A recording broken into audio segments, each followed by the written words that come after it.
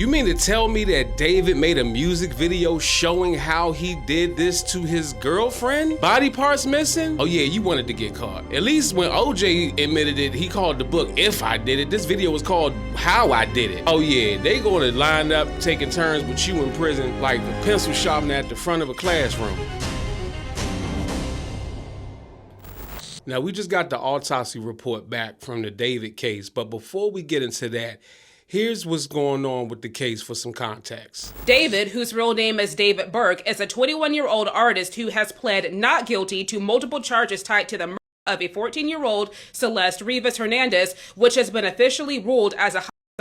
Right now, he's being held without bail at the Los Angeles County Men's Central Jail, and he's reportedly been placed in segregation, meaning he's separated from the general population. That's usually done for safety reasons, especially in high-profile cases like this. Now, tomorrow's hearing is critical. A preliminary hearing is where prosecutors have to prove there's enough evidence for this case to even go to trial. And what's interesting here is that his defense team is the one who requested it. According to reports, his attorney specifically said they want the evidence to come into the light of day and be reviewed publicly by a judge, especially after months of a secret grand jury process. So instead of waiting, they're pushing prosecutors to lay everything out now and prove the case holds up. Investigators are reportedly working with around 40 terabytes of data, which likely includes phone records, messages, location data, surveillance footage, and other digital evidence being used to build a timeline. So by asking for this hearing now, the defense is essentially forcing prosecutors to organize and present that massive amount of evidence early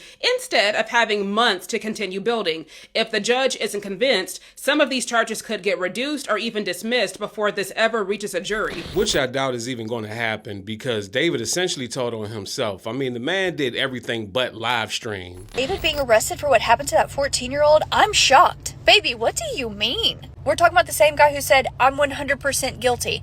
And the same guy who said, I'm surprised they haven't arrested me sooner. You mean the guy's guilty whose car it was she was found in the trunk of? The fact that this 14-year-old disappeared and then everything he did after that was related to girls' funerals, not even crying as she's dying. We're talking gore, almost as if he had experience with it. Do not tell me these investigators did not 100% solve this case based off of what everyone found online. Because us detectives on the internet knew within days of her body being found in the trunk of his car that was originally abandoned on the street, then brought to that tow yard, then discovered to have a 14-year-old's body in it. I'm not just talking we thought this man was guilty via like public opinion. We had found the facts, talking pictures, screenshots, videos, him going to pick her up when she ran away from her home. While she was a missing teenager, people were sharing and posting videos and pictures of her with him at concerts. She was never truly missing. I think her family just couldn't get her to come home. If she was there willingly, why did he do this to this 14-year-old who was living with him? Because she was the witness to the investigation of what he had been doing to her as an underage child. All of his songs, all of his performances, all of his public appearances, right before, during, and after her disappearance, was literally him telling on himself. He was found in the trunk of David's Tesla last September. She died in the back of my mind. I didn't physically, but in the back of my mind, she died. And I didn't even cry, not a single tear. This just sounds like pure evil, and I would like to take this time to apologize to the citizens of California whose tax dollars have to go to pay for this trial where it's obvious what happened. I mean, listen, I understand that they have a trial and they have to let due process take its place and he has his day in court, but come on now. Most artists have an album rollout. This man is having a going to hell rollout. This man did this to this girl, album comes out a few days later, and he's just all willy-nilly showing promo like nothing happened. By the way, I understand that fashion changes and cultures shift and society moves forward, but I will never get used to seeing a grown-ass man or even a young man wearing a damn bonnet. It's bad enough when our sisters go out into the world, out in public, in flip-flops and muumuus and bonnets, just looking unpresentable. But the fact that you have grown men doing this, I understand it's for hair care, but it just looks very feminine and it makes me question a lot of things about you. That's just me personally, though. know, maybe I'm just the old angry man saying, get off my lawn. But one thing that I can say about this case is there's actually some hidden details that may not work in the prosecution's favor. I think there is a problem in the prosecution's case against David the singer. Let me explain. The grand jury has been hearing this case for 5 months, since November. Beth Silverman, the DA, has been presenting witness after witness after witness to this grand jury to get a grand jury indictment. We know that there has been a dogfight between the DA's office and the medical examiner over cause of death that we are told and have been told for a long time after Celeste Rivas's body was found that they were having a very difficult time establishing cause of death. And that is an issue here. But then the question, if Beth Silverman was before that grand jury for 5 months with the end goal of getting an indictment, why did the police arrest David yesterday and then say they're going to present the case to the DA on Monday so that the DA can determine whether to file formal charges or not? That makes absolutely no sense, because it was the grand jury that was supposed to indict here and not the DA just charging him. If the DA wanted to charge, what was the point of a grand jury?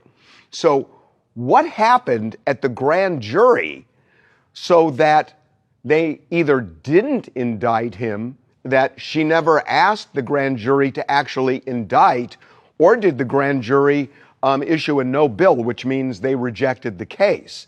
I don't think they would have rejected the case outright, although I don't know.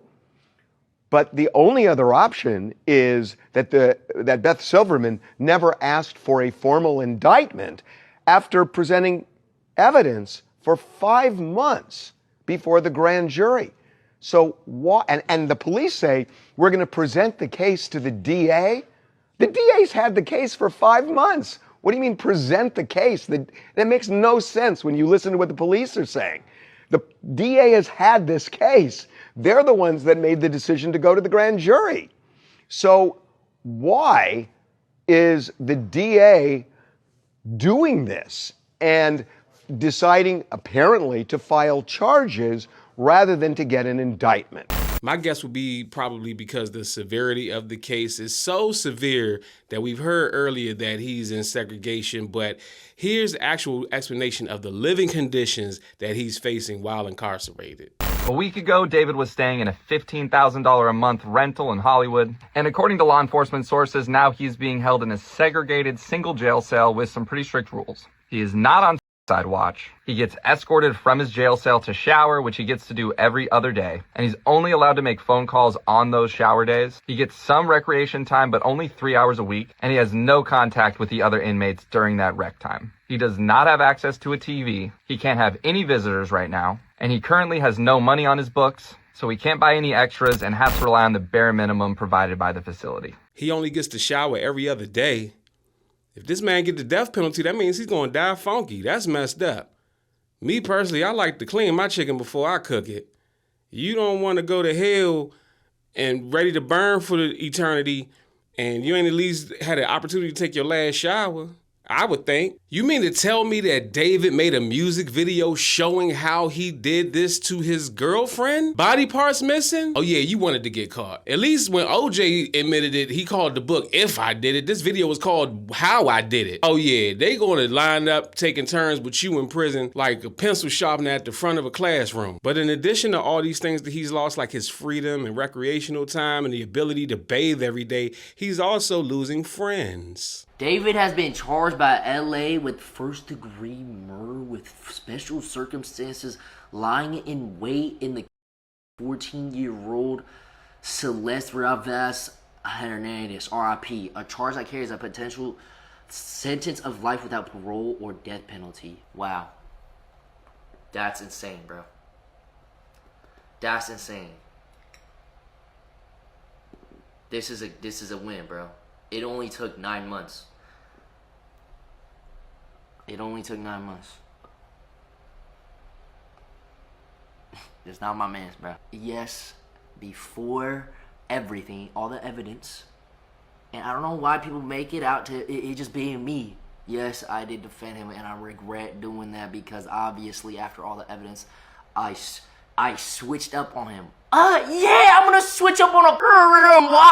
Sorry about the words being edited. I'm just trying not to get demonetized. But basically, he called him a PDF file unaliver. Speaking of PDF files, allegedly David had not only a second, but even a third minor victim. We have a third minor? It turns out that Celeste wasn't the only victim of David, as confirmed by this private investigator, clearly stating that he has proof of an ongoing illegal relationship with another minor at the exact same time this was ongoing with Celeste. This proof includes a statement from the minor and dozens of photos that include the minor and David. Yes, law enforcement is already aware of the relationship. I'm also aware of a third minor. I thought David having an illegal relationship with Celeste and a second minor was already crazy, but we have a third minor? Private investigator has the same question as me, saying why charges are not being filed for this pattern of abuse against minors is beyond logic to me. Honestly, there's most likely going to be even more victims. It was literally stated by the court themselves that they found 40 terabytes worth of evidence found in David's computer,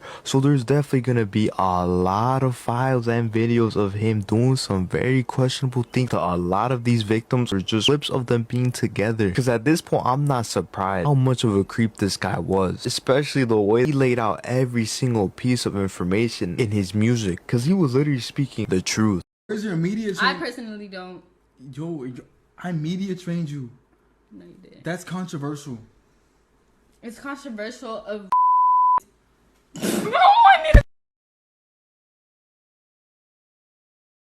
Really good. Okay, it's been a good one. Bye. Bye, guys. Mwah, mwah, mwah, mwah, mwah. Oh my! Delete everything. Delete everything. Everything goes. Everything. We just received the autopsy report from the medical examiner in Celeste Rivas's, for which David is now charged with her murder. And there are some interesting things, and we talked about this before, that we knew that the coroner had ruled this, the medical examiner ruled this a homicide, but we didn't know the cause of death. And the DA said they were stabbed, there was some kind of sharp instrument was used. Now we know, and what they're saying is there were 2 wounds in particular, and that they believe, and they use the word may, and the word may is going to be really important, which we'll talk about, that they may be penetrating wounds, which would not be wounds in a body. Right, yeah, because of where they are, they believe, is I think the main, and also and the way they describe it is they describe 2 penetrating wounds, one on the abdomen and one on the chest, and they describe them as, they tell you the depth and the length of these, and they say they have smooth edges. Indication seems to me that some sort of knife was plunged. That's what they and it left smooth edges. Key is the length of the wounds. One is 3/4 of an inch. One is 9/16. So this size wound as the penetrative wound. These are which not is an indication of the length of the blade. And also a blade that could not dismember a. These autopsy details are gruesome. Multiple penetrating injuries, left ring and pinky fingers gone. Now, one of those fingers, I think she had his name tattooed on it, and he actually took that digit. Severely decomposed, head partially skeletonized, left eye absent. Yeah, bro, they going to take your eye out and make love to your skull if you ever get out of segregation while you locked up. You might want to get the chair.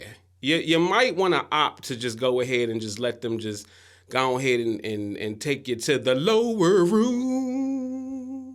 There's also, and it's conflicting and we still can't quite figure it out, but there are references to finding presumptive positive indications that she had both meth and MDMA in her system. Although additional screenings showed that to be not detected, but the initial screen said presumptively. It seems like there were 2 tests taken, 2 tox screens. The initial one detected MDMA and methamphetamine.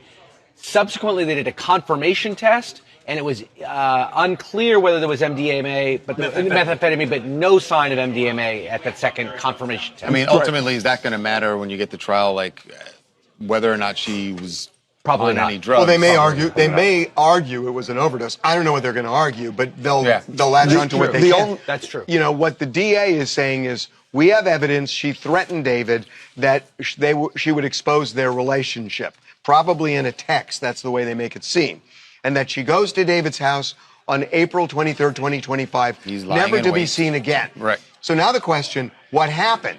So the prosecutor is going to say, and here are these two wounds. And then you're going to have the defense coming out and saying, look, number one, you didn't say conclusively, you're saying may. And this is a reasonable doubt case. Number two, if it was so clear to you, why 4 months in were you still saying undetermined? So this is going to be a huge part. And listen, at the end of the day, this isn't a debate. You have people that are fans of his, that are going to support him, that are probably going to say, well, he has his day in court, let him prove his innocence. They may even believe that he's innocent. And then you have people like myself and a lot of other people on the internet who's like, nope, lock his ass up. But I want to be very clear here. We see a lot of narratives going on social media right now about Black women not being protected, not being safe. Even going to the Ashley Janae situation where she was, allegedly unalived by her white boyfriend. But also in the past week, I think there have been like 13 or so stories of Black women being unalived by their partners, whether they were white or majority of them was Black. And even in this particular situation, the girl is Hispanic. But just the overall narrative that women are not being protected by their men. There's also a narrative that this is what happens with this younger generation, this TikTok culture of artists, mental health, everybody's so sad and depressed and all these different things that's going on. I do believe that all those things exist, but this situation is a David problem. This is not indicative of any type of group that he belongs to, whether you want to say an artist, TikTok artist, influencer, creative, Black, singer, male, it doesn't matter. Wild people do wild stuff. And obviously, if he did this, he's a wild dude for this. And I think one of the things that really makes this situation so dangerous is that it's not just what he did, but how easy it is to miss everything that led up to it. I mean, you have songs where he's talking about these types of things, domestic situations and, mutilation and dismembering and just all these different red flags. You have friends that are now saying, well, they're no longer friends with him, but I guess they didn't see the signs beforehand. You have multiple other alleged victims, other underage victims, both a second and a third one. And all of these things point to him being guilty, but why is he guilty now? Why wasn't he seen as guilty beforehand? I get it. On one side, there are people who are just wired wrong, and no amount of social media, music, or environment is going to make you do something like this. But at the same time, unfortunately, we live in a time where behavior gets normalized, attention gets rewarded, and lines get blurred. And this is the reason why I said that this could potentially be a rollout. Lord forbid, let alone it be a sacrifice. And you already know what I'm talking about with that one. So as I said before, I truly believe that this is a him problem. And after getting all of this information, all of this new updated information, yeah, this is definitely much, much, much darker than I thought. This is darker than Charlie Murphy joining the Black Panthers. That's how dark this is, okay? But let me know what you think in the comments section, whether you agree with me or not. Artists, brands, business owners, if you want more exposure, you need more views. Get promoted on my platforms today. YouTube, Instagram, Facebook, TikTok, millions of followers, millions of views. DM me or email me, bookandcranklucas@gmail.com. Let's grow your following together.